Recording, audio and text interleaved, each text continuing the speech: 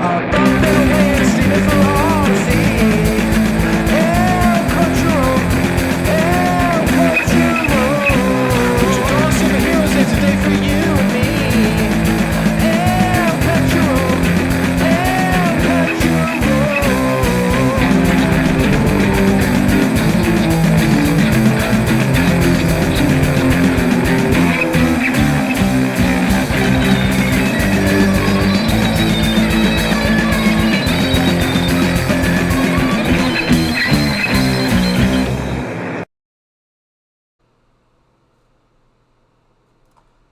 That's right, Detroits.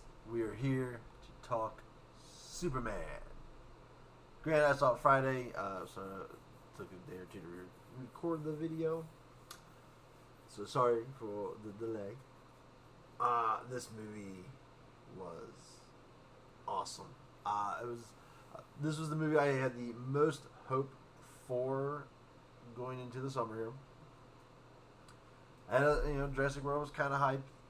But then they started showing off the mutant things, and I didn't expect it to be superb. I just was hoping for it to be a fun movie, but this mutant things made me lose a lot of faith in that movie. Fantastic Four's got some questionable stuff in it that's kind of, I'm not really feeling it right so far. This was the movie I wanted to be, I had the most hope in, and I wanted to be the best. And it is actually, there's no way in the world Fantastic Four is going to be better than this movie. I mean, it might impress me. It might be better than I'm thinking it's going to be, but it is not going to beat this movie. I can guarantee it. We'll just say that already. The movie is doing very well. So it's well on its path to pass 100 million in its opening weekend. And it's just a really, really good, true to the character Superman movie. I'm sorry if you grew up, if you're the version of Superman that you're familiar with, is Henry Cavill's. I liked Henry Cavill. I think he was just given horrible material. That Superman was, it was dark, it was moody, it was emo. Didn't feel Superman. This feels like Superman. The whole movie is him saving lives. Anything, people, animals, squirrels. It's all about him trying to, save people. That's who Superman's supposed to be. He's supposed to care about people. He's supposed to be protecting people. He's supposed to risk himself to help others. And his kindness and that's Superman. And we get that Superman here. We get the hopeful Superman. We get the Boy Scout. We get the good-hearted, believes in everybody Superman. This was a fantastic job with that. The cast was great in this. I loved a lot of the characters. Some of them I thought really stood out. The story was, good. I mean, it makes, it's a classic Lex Luthor trying to kill Superman, get rid of Superman story that we're used to. I mean, this felt comic, but it felt like a comic book. It felt like the animated cartoon, which was huge when I was younger. I mean, people try to knock on it by saying that. That's like saying they're making an X-Men movie that's similar to the X-Men Fox animated show. That's not a bad thing. Yes, please. I'll take that in a heartbeat. So this plus being in like an episode of the anime show is a great thing, because that's what, we got a comic booky Superman. Something that Snyder did not do, because he just wanted to do his own thing, because that's who Zack Snyder is. Zack Snyder is, sorry, he's a hack. The guy can't even make a good movie for Netflix. I'm sorry. You praise the guy all you want. If you can't make a hit for a streaming service, how good are you? He just doing his mind, his eyes always wants to do his own thing. This was the traditional Superman. This was what Christopher. They tried to kind of give it this a little bit with Christopher Reeves, but the technology wasn't on par to be doing half the stuff that they needed, for doing this one. So this delivers on everything for me. And it sets that I have a lot of hope for the DC universe going forward. I said even if the movie, they might, some of the stuff they're working on might not hit, but at least it should be a fun ride, and they like that they're set up and chances. I mean, the whole James Gunn approach. You pitch him the idea, he likes it. All right, give me a script. You have the script in hand. All right, go through it. All right, it works. Go do it. Unlike Marvel, who's like, oh well, we got this whole timeline of things, so we got to make this movie. Then we have this movie announced, and this movie announced, and this movie, and this movie's got to connect to this movie's got to connect to this movie, and it's got to connect to this movie. When they're starting movies, filming movies, and coming up with CGI stuff before they have a script, and then half the time, then that's where a lot of the problems come from. Is now they got to try and pigeonhole things into that, or change things and redo things and do reshoots and all that stuff. James Gunn's not a reshoot guy. He's always famously known for keeping reshoots to a minimum. And he has his script, he has a game plan of what he wants filmed. He goes in, he films it, boom, and then he makes it, and he keeps it down, he keeps it to the basics. That's a great approach. Yes, they might not be able to whip things out like Marvel does every 3 times a year, but Marvels can't even handle that no more. So that's not even working for them. So I feel this is a great approach. I mean, we're getting things that upcoming projects that we don't sound like they have a Clayface movie coming. Yes, they announced that. Like, they're making a Clayface movie? That sounds like a Sony Spider-Man villain ripoff. Oh, the Clayface movie is going to be a R-rated horror movie. Well, that could work. That's the only thing I said about the Spider-Man movies. They would work if they would embrace them being villains and making them bad. Craven went the right way with making it R-rated and trying to do more adult stuff. Craven would have been would have worked way better if it was about. I mean, they kind of set him up as a villain at the end, but most of the movie was about him kind of being a hero.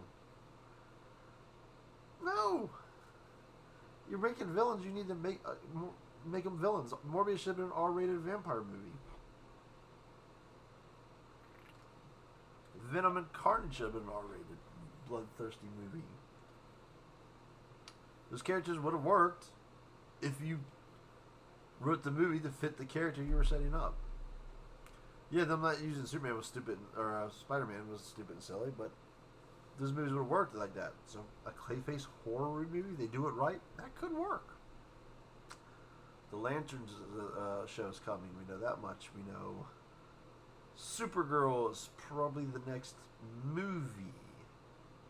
I don't know if that's supposed to come out next year or not. I mean, it's supposedly already filming, right? So that might be next year? No. So we have this coming up before we even get a sequel to the Batman movie because Matt Reeves can't come up with a script. So there's a good direction, good approach here. So this is about, hey, making sure we have the movie ready, we know what we're going to make, and then make it. So I do appreciate that approach. So for the movie, obviously it's written and directed by James Gunn himself. We start into Superman's career, so they start off with like a little, which I could get some people are going to complain about that. Well, that was really bright. It starts off with a little text dialogue, which supposedly that's because David Corns, he got ideas from some stuff he got from some of his actors would give him like little ideas and like, so David Corns was a big Star Wars guy, so kind of do that little text reveal at the beginning.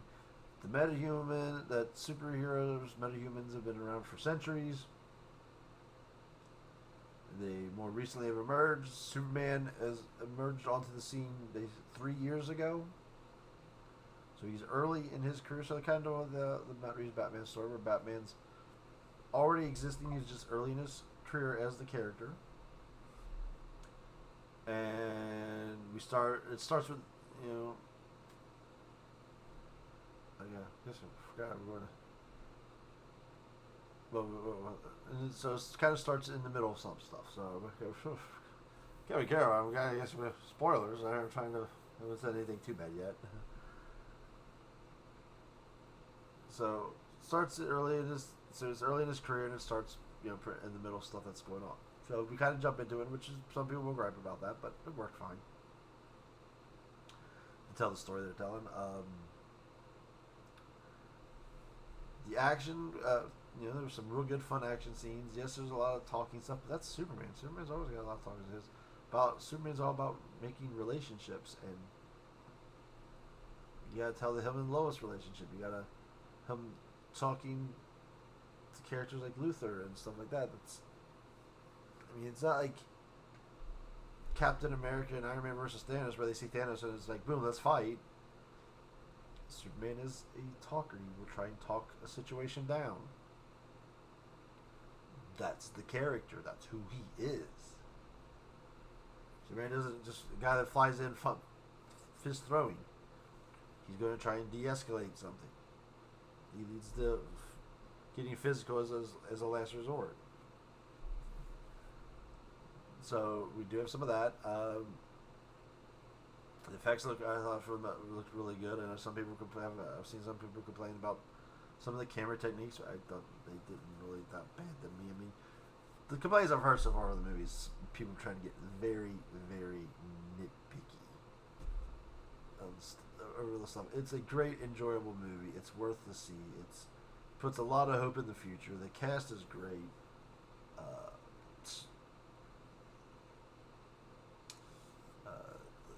Superman and Lois obviously do really, really good. A couple other standouts was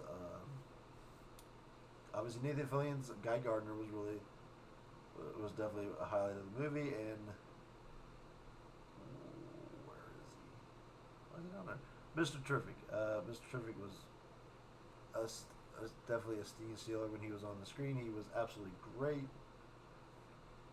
For some reason he's not on the IMDb part. Interesting. Good to see. I can't remember the actor's name off the top of my head, but he was also in X-Men First Class. He played Darwin, who got the stupidest death in the movie. So good to see him get some a return to favor there. But he was just fantastic, and there's rumors that he might get a Max series. Jimmy Olsen was also played up really well. There's been slight rumors about him doing his Max series. I don't know about that one so much, but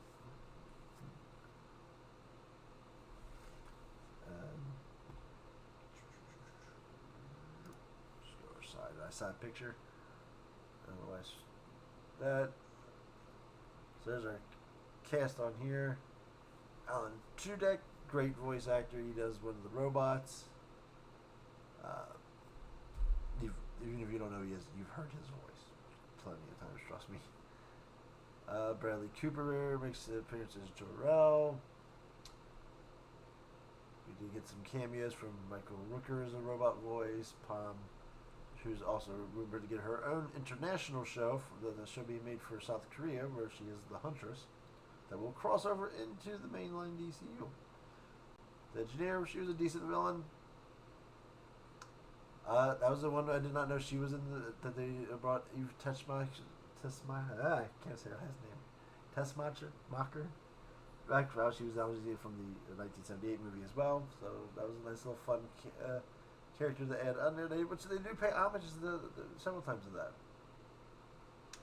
Otis Berg. That was a character also from the 1978 movie. That was his henchman buddy. That's for a lot of the Superman old Reeves movies.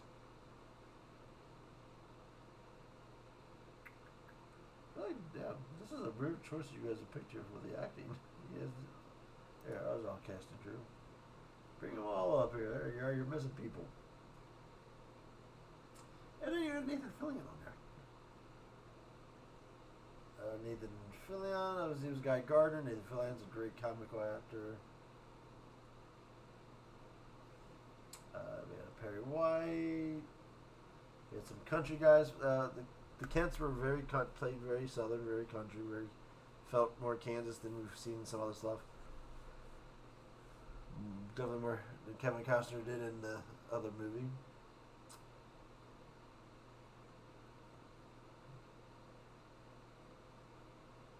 Try to see if we can find him here. Mr. There is Eddie. I cannot say his last name. Yeah, that guy. He did really good. He was a stand-up performance. He was really, really good in it. Luther was very villainous, very evil. Definitely a way better Luther than the last one we got. He wasn't putting Jolly Ranchers in people's mouths. So everything about the movie is very, very solid in this movie. I mean, IMDb rating is a 7.7, which is a little lower. The Rotten Tomato score is like 95%. I'm giving, like I said, that's slower than where I'm going. I'm going 8.5 on this.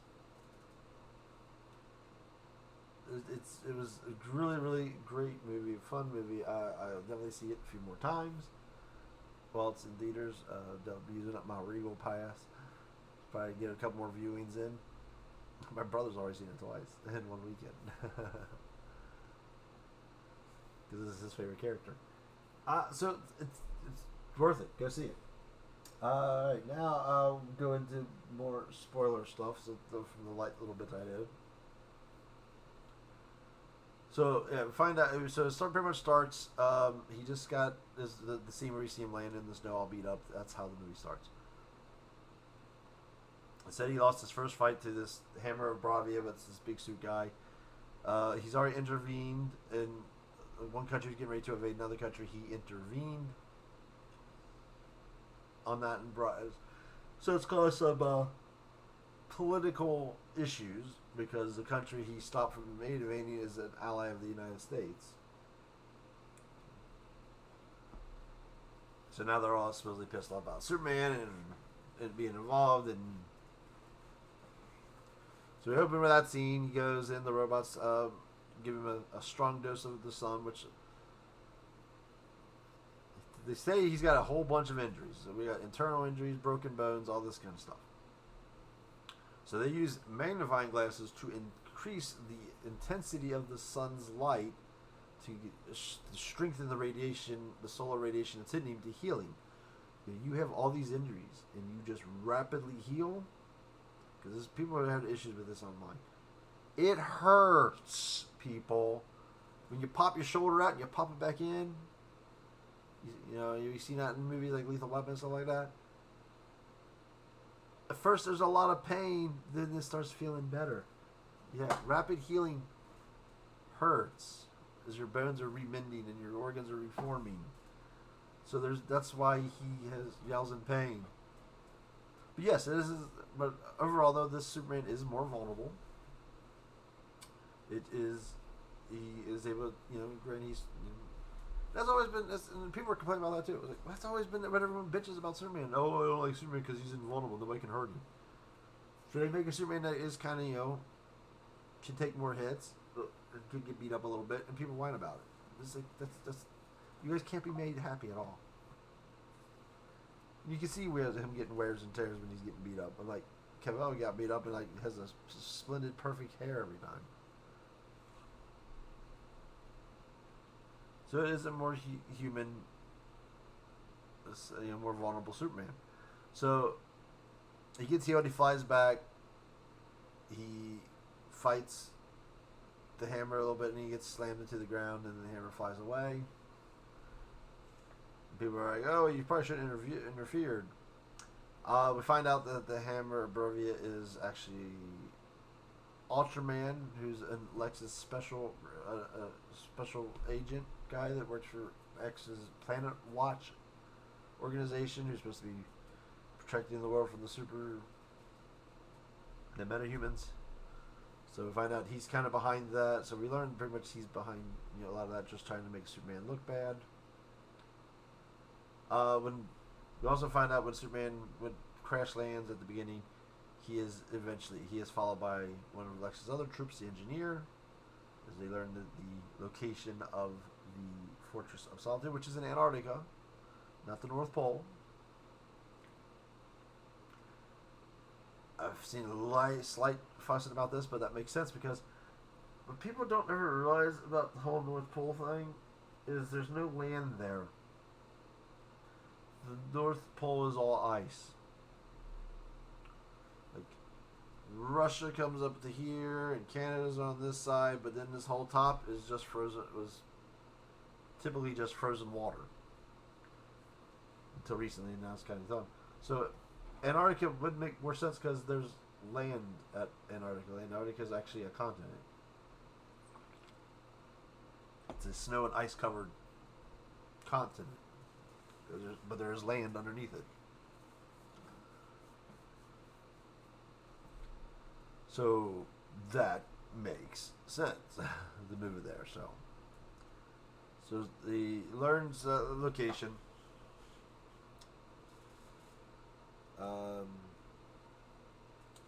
We get a little bit of these. So after the fight, get a little bit of more of the Clark Kent's life as he goes to the Daily Planet. We get all the Daily Planet characters. There's tons and tons of like callbacks and Easter eggs in here that I've seen people point out. From things from old TV shows, from comic books, from animated cartoons. Just the way they set up everything. So the attention to detail is impeccable in this movie, because there's like things for you can go and look at, like, well, he's got a baseball on his that baseball on his desk is from this comic book where he had those items on his desk, and so they did a great job of stuff like that.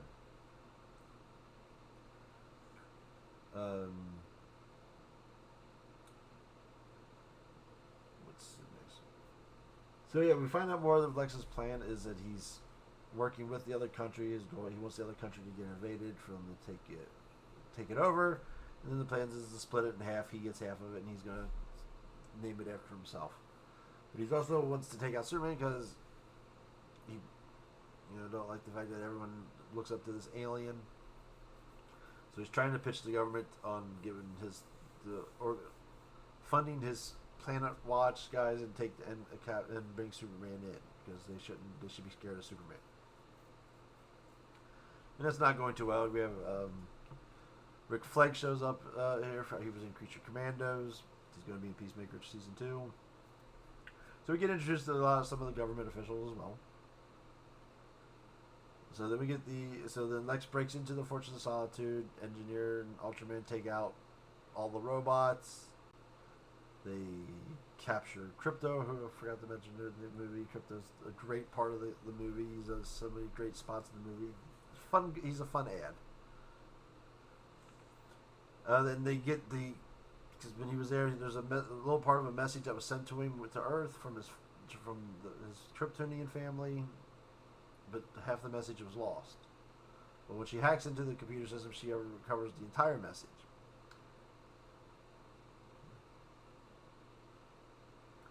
And while they're doing this, they release this mutant monster thing as a small baby thing in Metropolis. It rapidly grows and it's threatening the city, so Superman's trying to stop it. In this scene, you see Superman saving a lot of people while trying to keep the monster from attacking, but he's also not trying to kill the monster. He's trying his best to help, to find a way to capture it. This is where the Justice Gang makes their appearance. This is Hawkgirl, Green Lantern, and Mr. Terrific. So Superman's like, I'm trying to find a way that we can capture it peacefully. And they're like, no. It was like, no, you gotta stop doing that. So they obviously they all know each other. So their goal was to kill the monster. And Superman's upset with that because he's like, well, we could have tried to save it and take it to an intergalactic zoo. So the show that there's a lot of stuff. Obviously, this world is very well lived in. Obviously, Green Lantern's also got powers from a space planet. Hawkgirl, depending on which way we go with her, could be from another planet. Depends on which comic book version they're going there. So they take down the Beast, but Superman's pretty much saving people the whole time while they're taking it out. And he's disappointed about the killing it. This is when the Lex Luthor goes on the news. He releases a video showing that the rest of the message from Jor-El was for him to pretty much rule over the Earth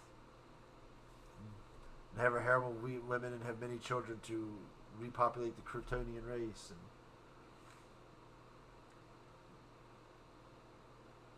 so that's going to be a big sticking point. Now, if this holds up, I mean, it doesn't ever refute it in the movie. They just say that the video was indeed was not doctored.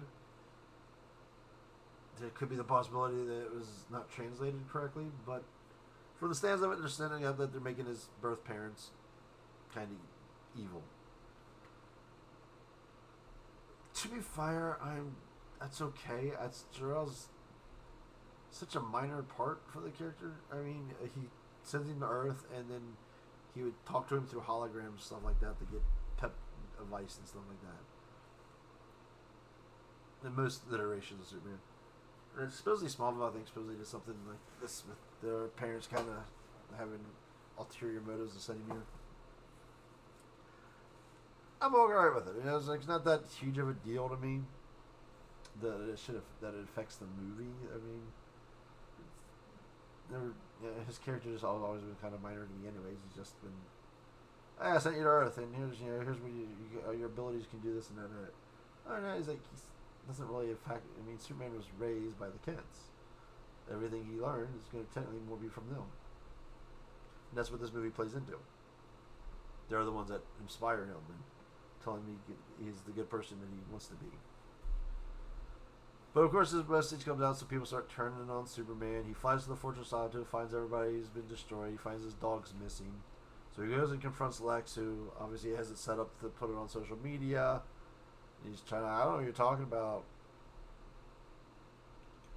So eventually Superman willingly turns himself in the question. They give him since they can't do it, they give him the planet Watch. And then so Lex has been showing he has this technology to go to a pocket universe where he has a prison full of people that either pissed him off or he's doing it for other people. So that's where we also meet Metamorpho, whose kid is being held in a different cell and being threatened that unless he uses powers to create kryptonite that control the weakened Superman. We also get a scene where Lex just straight up plays Russian roulette and kills a guy just to try and get that Superman once helped, that we saw earlier in the movie. Try and get Superman to, I guess, say where he's from and whose Earth parents were.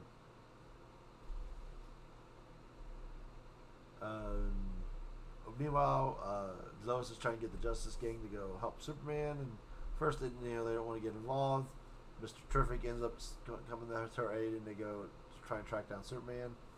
This is where we get another great scene. Him taking on this whole army. This amazing. People and I saw one guy dissing the music in the movie. I thought the music was fine. There's some little rockier songs in there a little bit, and they say it's a punk rock Superman, and that's fine with me. It makes a lot of sense. I mean, if you're going with this time period, he would have grew up when there was a big rush of that kind of music. I mean, so you figure he's in his 20s in this movie, so that means he would have been born in the new millennium age, and he would have had a good run of the more rock stuff like Green Day, Fall Out Boy, those kind of stuff. And the comics have hinted at Superman being a rocker too. I mean, there was a scene where he was telling Superboy he was a big Metallica guy. It's unusual because DC usually doesn't use anything from real world. They have fake products for everything from Oreos to soda pops, and which there's a lot of that product. There's a lot of those spots you can spot around the movie as well, like soda cola and big belly burgers. And so the placement, like the attention to detail is so amazing. So Mr. Trevor hacks the pocket dimension. He opens it up. Same time, Superman is convinced Metallo that he just to help him. So they're also starting to break out, and that leads to them all getting Superman out of the pocket dimension. Lex pissed off because this is what meanwhile Lex is trying to do is have the invasion start, and all the people are there training for Superman. They need Superman's help. Superman's trying to go to them to help them, but at the same time, Lex has opened up his overloaded his pocket dimension, causing a rift opening, cutting through Metropolis. So obviously, Superman's getting torn. He's needed in two places. So he has to go stop the rift because that's the bigger deal. So gets the Justice Gang, the Hawk, Screen Lantern, and Hawk Girl to go help the country. So we got a great battle scene for them guys taking out, stopping the invasion. Team Guy Gardner just flipping takes with the middle by creating giant middle fingers. It was really hilarious. He really gets the character. He got his character out and real good. He's great at it. We find out Ultraman is just a Superman clone. So kind of playing into the Bizarro thing a little bit. So also because Ultraman is a version of Superman from another dimension, another universe. So it ends up Superman finds a way to take him down, and then they go find Lex's secret ship and then they get to close the rift back up, and they take Lex, and Lex gets his ass beat by Krypto. And they take Lex into custody and they wrap it up. So it's, James Gunn always likes to do these good, big, happy ending kind of things. You see this with the Guardians movies where just, the bad guys go into jail, we got that going, and everybody's going to interact with each other. So that's a little happy little wrap up with everything. And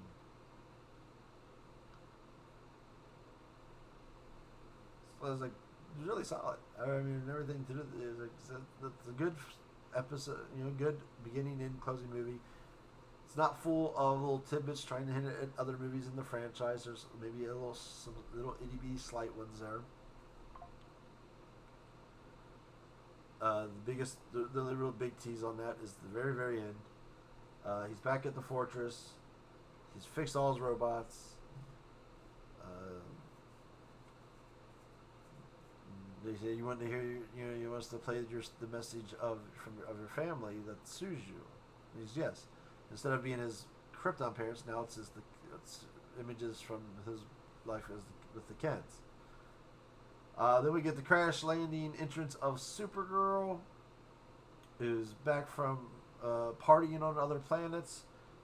So even Clark's telling the robots, yeah, she likes to go to planets with red suns so she can get drunk. Because they can't, with the yellow sun, they're impervious to alcohol, so the alcohol doesn't affect them. So she goes to Red Suns to party, and she's actually Krypto's actually her dog. He was watching Krypto for her, which makes sense because we know Krypto takes part in the comic they're adapting for her movie. Does heavily involve Krypto as well. So we get the little introduction to her, and that's probably just as a little setup for her movie, since that should be the next movie.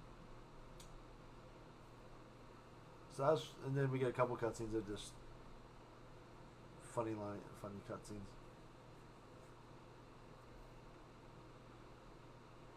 So he stayed away from doing the whole little touch pulls, like, we're going to get more and more and more. Yeah, we'll introduce you to some characters. And he even said there's the Justice Gang aren't cameos, they're supporting characters in the movie, which they are. They have, some sort of big roles. Mr. Terrific is helping him try and, save Metropolis, while the other people are doing their thing to help save the people. Which, they're going to, because the Justice Gang is ran by a billionaire, Maxwell Lord. So they're kind of corporate, and then they finally start doing good because they get, Superman, gets some new good for them. So we get a lot of introductions of characters that we're going to see more of later, but it's not like, this is a catch for this movie, and it gets tied down to like we've seen in Marvel do that all the time.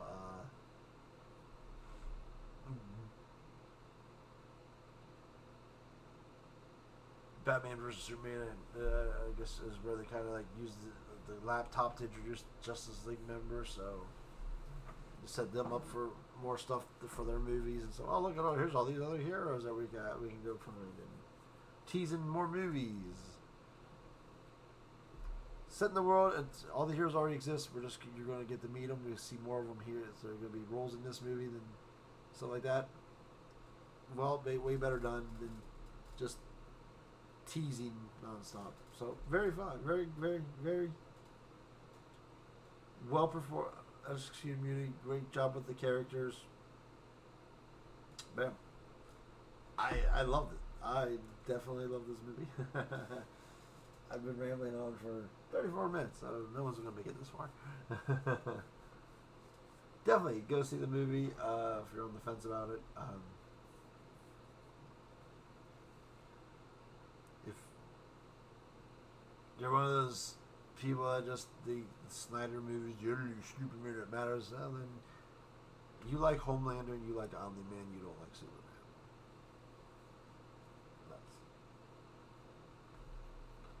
This is Superman. This is everything about Superman that makes him Superman. Definitely well performed. A great start to the new DCU. Hopeful to see where it goes. Maybe some good competition. We'll also get Marvel to get back on track. Like I said, Fantastic Four to me, it was kind of like an And about damn time they bring in Doctor Doom, but then they ruined that by recasting Robert Downey Jr. as Doctor Doom. That's not a real Doctor Doom. It's just going to be a variant of Tony Stark. So what it's going to turn out to be. There's maybe a variant that changes his name to Victor Von Doom, maybe, but it's not a real Doctor Doom. So that movie's already kind of. I'm sure it'll be a fun, good action movie, but now we're just getting Doctor Doom for what, 2 big Avengers movies, and then Doctor Doom's going to be done. It's a waste of Doctor Doom. Doctor Doom, like the way they do use Loki throughout, like through everything, that should have been a Doctor Doom.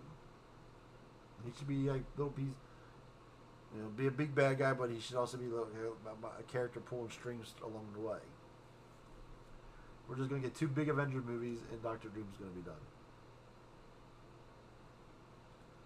So, yeah, this is good to see the other universe getting a good kickstart off and good boost. So I'm very excited to see their future. Until next time, Cachorro out.